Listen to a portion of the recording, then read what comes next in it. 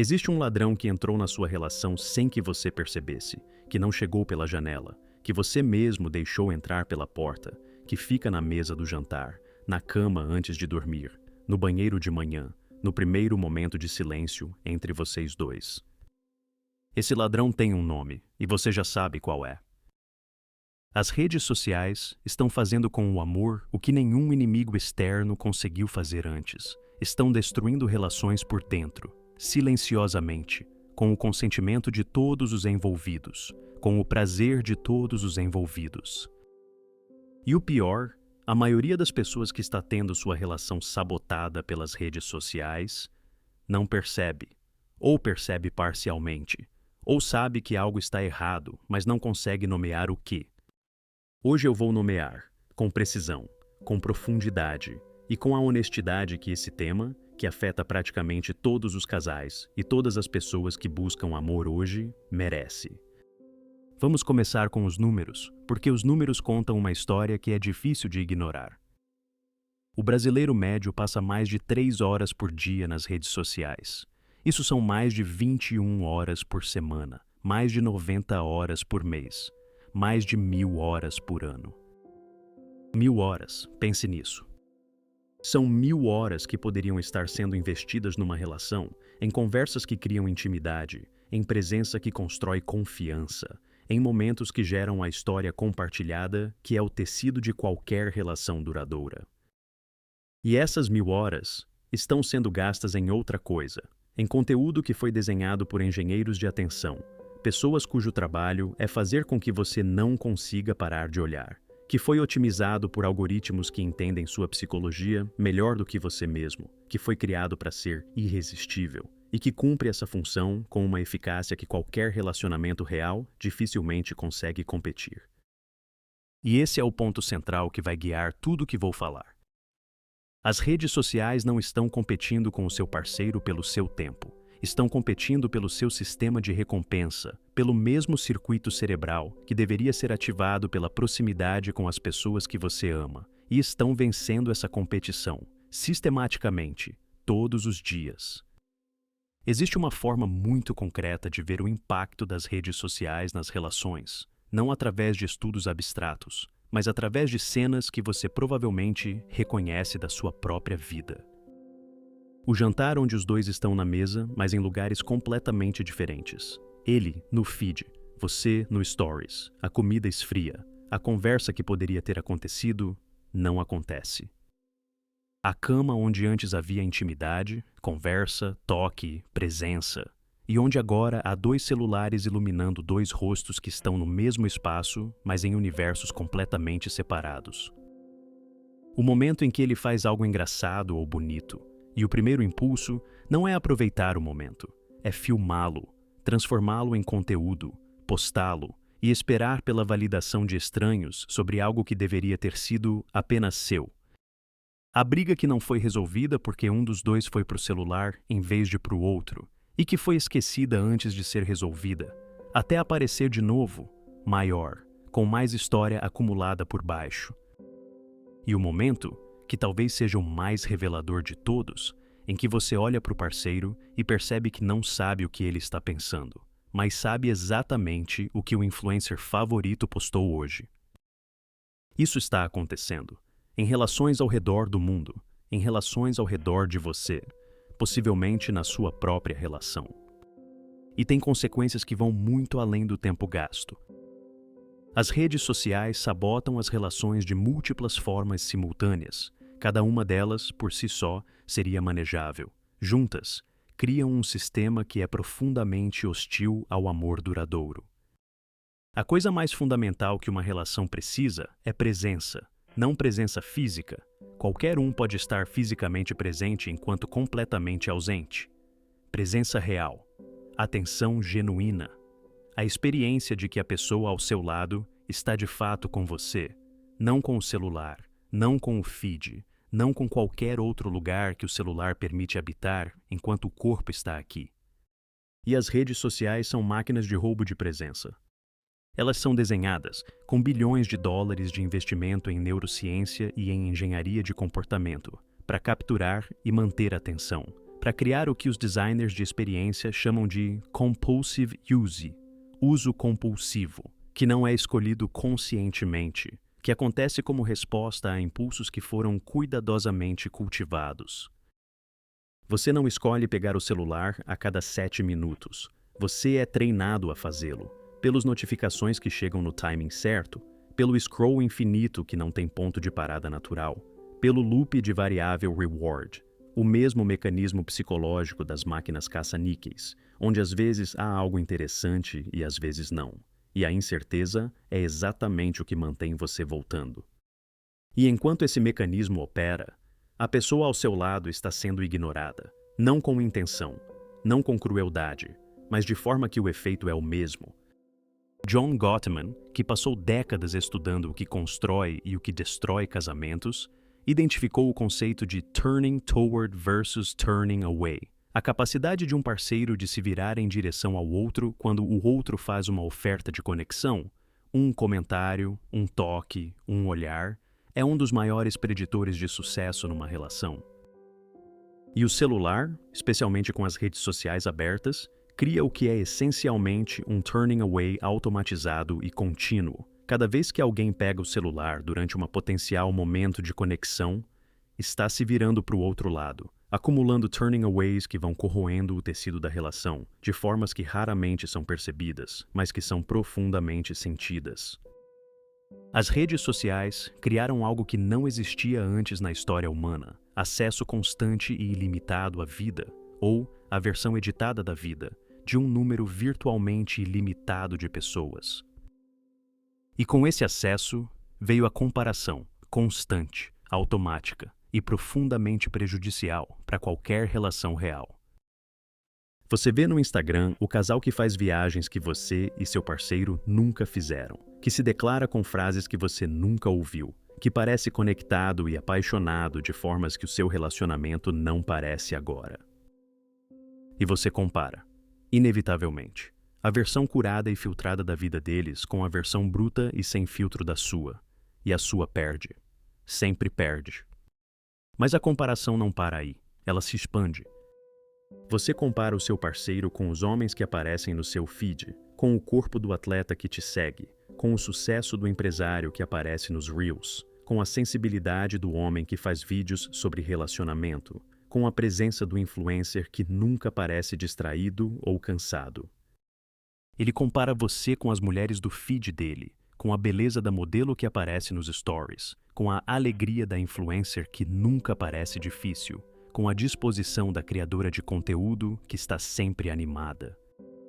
E ambos estão comparando pessoas reais, com suas limitações, seus dias difíceis, sua falta de filtro, com versões performáticas de pessoas que são pagas para parecer o que parecem, que têm equipe de produção, que mostram os 2% de perfeição e escondem os 98% de realidade.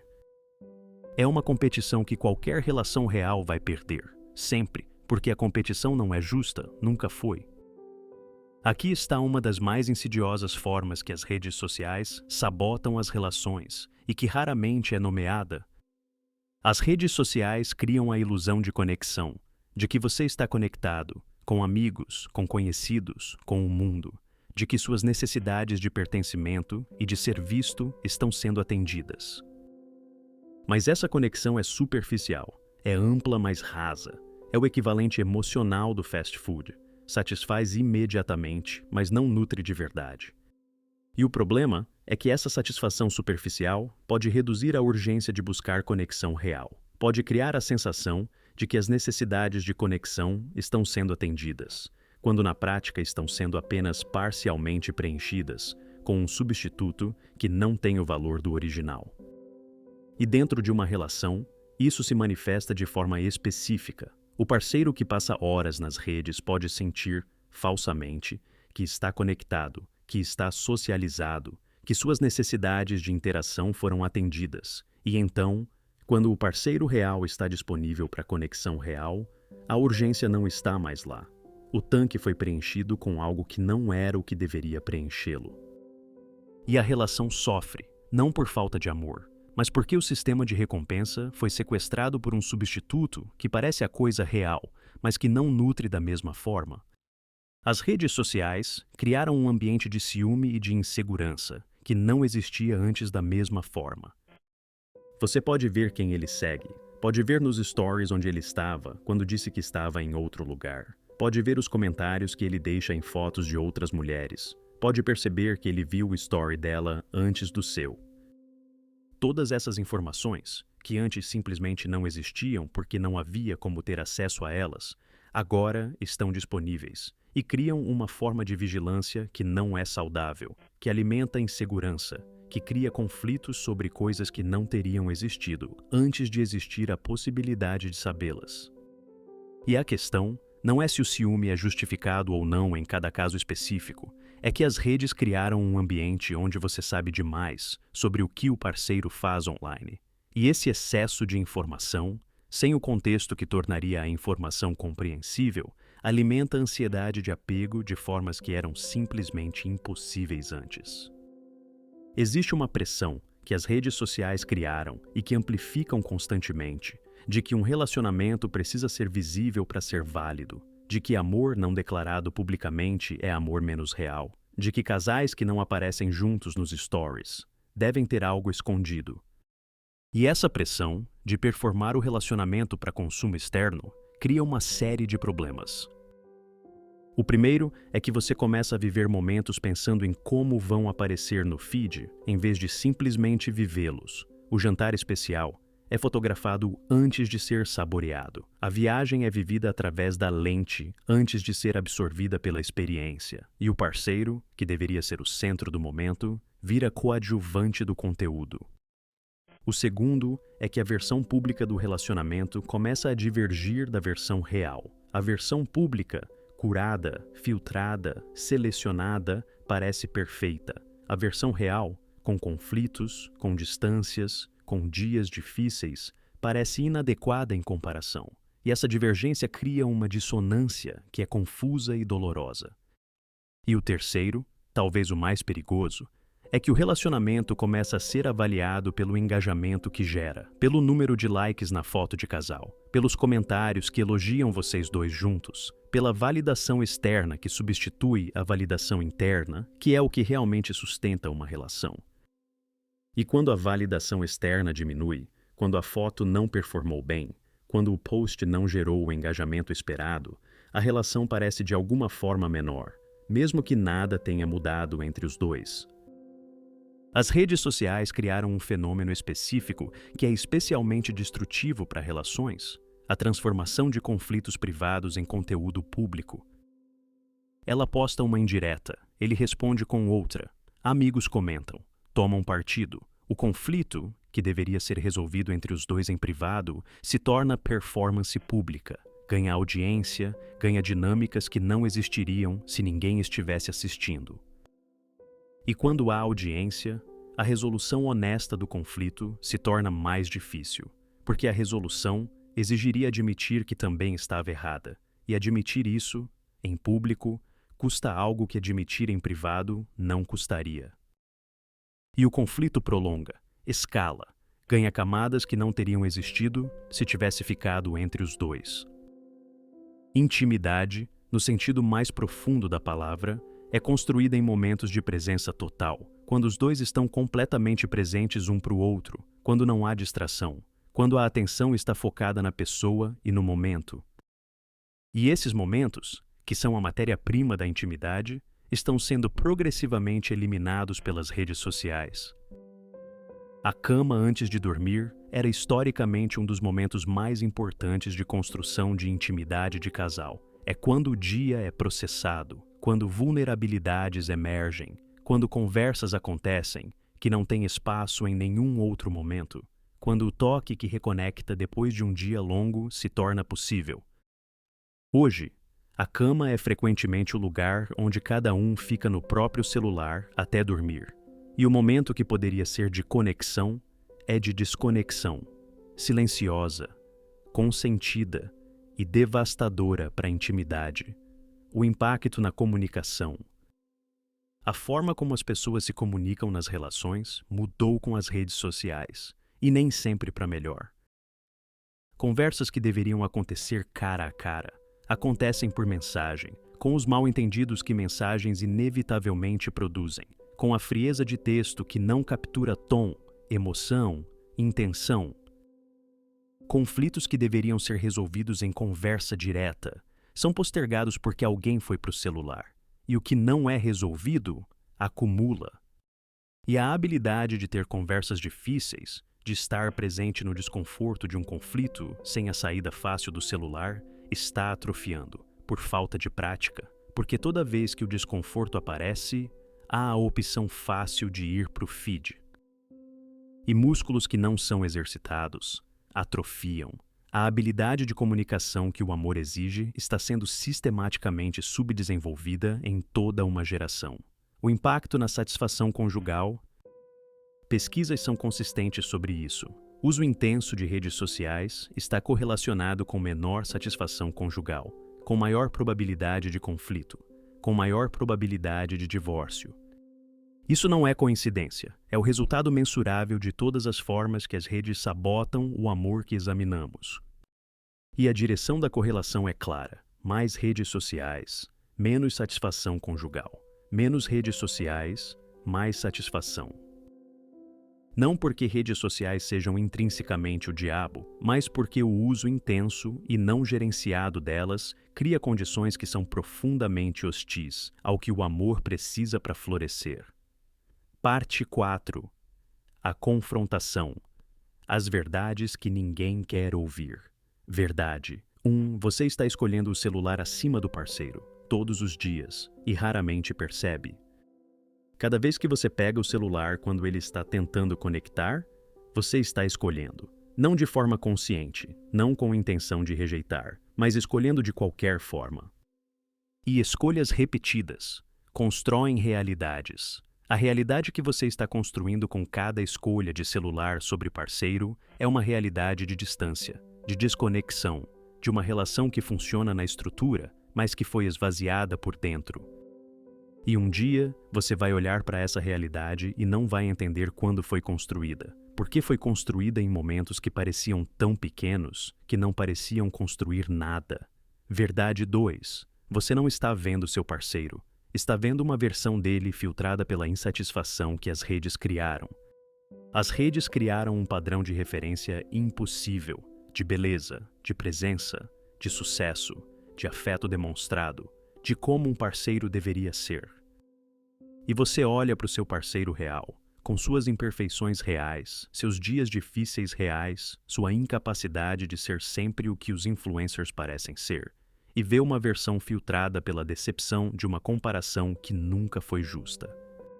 Você não está vendo ele, está vendo a diferença entre ele e o impossível. E essa diferença parece grande, porque o impossível foi normalizado como padrão de comparação. Verdade 3. O que você chama de solidão dentro da relação pode ser resultado do que você está fazendo com o celular, não do que ele não está fazendo. Existe uma ironia cruel que precisa ser nomeada. Muitas pessoas que se sentem sozinhas dentro de uma relação estão contribuindo ativamente para essa solidão através do próprio uso das redes. Estão escolhendo o celular nos momentos que poderiam ser de conexão. Estão preenchendo o espaço que poderia ser de intimidade com conteúdo de estranhos. Estão buscando nas redes o que estão negando ao parceiro. E depois, sentem falta da conexão que estão ativamente evitando construir. Isso não é julgamento. É um padrão que merece ser visto com clareza, porque quando é visto, pode ser mudado. Verdade 4. Cada like que você dá na foto de alguém atraente é um microsinal que o seu sistema de apego registra, mesmo que você não perceba. O sistema de recompensa do seu cérebro não distingue entre interações digitais e interações reais de forma tão clara quanto você pensa. Cada vez que você interage com conteúdo de pessoas atraentes nas redes, o seu sistema de recompensa é ativado de formas que têm efeitos na percepção de atratividade do parceiro, não de forma dramática em cada interação, mas de forma acumulativa ao longo do tempo. Pesquisas mostraram que exposição contínua a imagens de pessoas altamente atraentes diminui a avaliação subjetiva de atratividade de parceiros reais. Não porque o parceiro mudou, mas porque o padrão de comparação foi alterado pela exposição repetida ao que foi otimizado para parecer maximamente atraente. Você está literalmente treinando seu cérebro para achar seu parceiro menos atraente. Scroll após scroll, like após like. Parte 5. A revelação. O que está realmente acontecendo? Aqui está a compreensão que muda tudo. As redes sociais não são o inimigo do seu relacionamento. Você é o inimigo do seu relacionamento quando usa as redes de forma que coloca o que elas oferecem acima do que a relação precisa. As redes são ferramentas extraordinariamente poderosas, que foram desenhadas por pessoas extraordinariamente inteligentes para serem usadas de formas que servem primariamente aos interesses de quem as criou, não de quem as usa. E quando você usa essas ferramentas sem consciência, sem intenção clara, sem limites que protegem o que é importante para você, você está cedendo o controle da sua atenção, que é o recurso mais valioso que você tem, para um algoritmo que não se importa com a sua relação. O algoritmo não quer que você tenha uma relação satisfatória, quer que você continue scrollando. E esses dois objetivos são frequentemente opostos. O que o amor precisa que as redes não podem dar? O amor precisa de presença. As redes oferecem distração. O amor precisa de vulnerabilidade. As redes recompensam performance. O amor precisa de profundidade. As redes são projetadas para a superfície. O amor precisa de tempo não produtivo, de ficar juntos sem agenda, sem conteúdo, sem propósito além de estar um com o outro. As redes preenchem cada segundo de potencial tédio com estímulo. O amor precisa de conflito resolvido. As redes oferecem fuga do conflito. E o amor precisa de atenção exclusiva em momentos específicos. As redes competem por essa atenção em todos os momentos. Não há compatibilidade natural entre o que o amor precisa e o que as redes oferecem. A coexistência requer gestão consciente, requer limites, requer a decisão ativa de proteger o espaço que o amor precisa habitar. O que os casais que sobrevivem às redes têm em comum? Existem casais que navegam a era das redes sociais, de forma que não compromete a qualidade da relação. O que eles têm em comum? Primeiro, criaram acordos explícitos sobre o uso de celular dentro da relação. Não regras impostas por um ao outro. Acordos que os dois escolheram, porque reconheceram o problema e decidiram proteger o que é importante. Segundo, criaram zonas e momentos livres de celular. A mesa do jantar, a cama, os primeiros 30 minutos depois que chegam em casa, o fim de semana sem stories. Esses espaços, criados intencionalmente, são onde a relação é alimentada. Terceiro, desenvolveram a habilidade de perceber quando o celular está sendo usado como fuga, de conflito, de desconforto, de conversas difíceis, e aprenderam a escolher a conversa sobre a fuga. E quarto, tomaram uma decisão consciente de que a relação é mais importante do que o engajamento das redes. Uma decisão que é renovada regularmente, que não é fácil de manter num ambiente que foi desenhado para não ser mantida, mas que é feita de qualquer forma. Parte 6. O caminho. Como proteger o amor das redes. Primeiro, avalie o impacto real na sua relação. Se você chegou até aqui e reconheceu padrões que precisam mudar, o que você faz agora? Antes de qualquer mudança, crie clareza sobre o estado atual. Por quanto tempo você e seu parceiro estão juntos, mas em celulares separados por dia? Quantas conversas foram interrompidas pelo celular na última semana? Quando foi a última vez que passaram uma tarde ou uma noite completamente presentes um para o outro, sem nenhuma tela? Esse diagnóstico, honesto, sem julgamento, é o ponto de partida. Segundo, tenha conversa com o parceiro, não como acusação, como reconhecimento de um problema compartilhado. Nós estamos deixando as redes ocupar espaço que deveria ser nosso, e eu quero que a gente faça diferente. Essa conversa, quando tida de forma colaborativa em vez de acusatória, abre a possibilidade de acordos que os dois escolhem, e acordos escolhidos pelos dois têm muito mais chance de serem mantidos do que regras impostas por um. Terceiro, cria acordos concretos e específicos.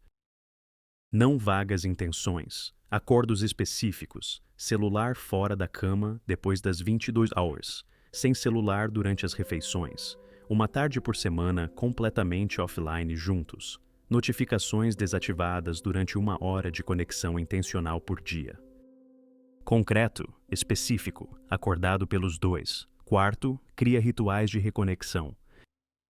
Para cada espaço que as redes ocupavam, cria algo que substitui, não com a intenção de preencher o silêncio, com a intenção de criar momentos de conexão intencional.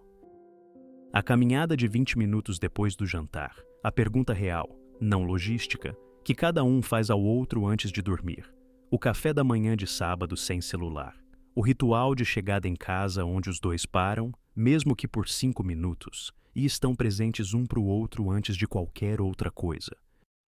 Pequenos, consistentes, poderosos no acúmulo. Quinto, trabalhe a relação que você tem com as redes individualmente, além dos acordos de casal. Cada um precisa trabalhar sua relação individual com as redes sociais. Por que você pega o celular nos momentos que pega? O que está buscando? Conexão, validação, fuga de algo que está sentindo, estimulação para preencher algo que parece vazio? Entender o que está por baixo do uso compulsivo das redes.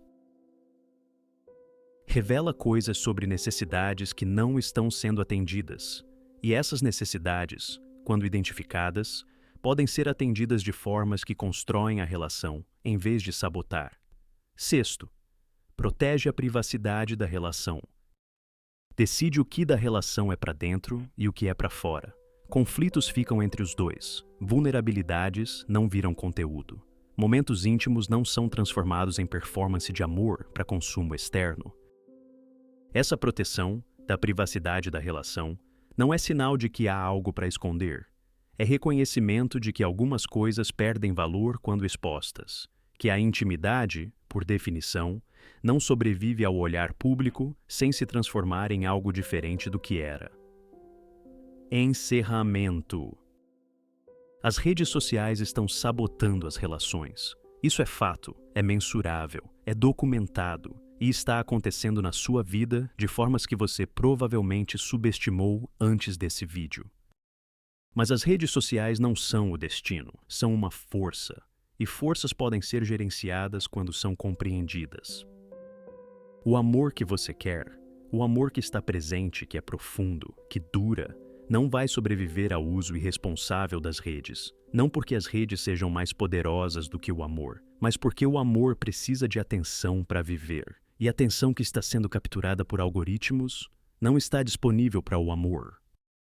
A escolha é sua, todos os dias, em cada momento em que você pega o celular quando o parceiro está ali. Você pode continuar scrollando, ou pode se virar para o outro lado. O amor está esperando, com menos filtros do que o feed, com menos likes do que o post mais popular, mas com algo que nenhuma rede social vai jamais conseguir oferecer. A experiência de ser realmente visto por alguém real que escolheu você todos os dias.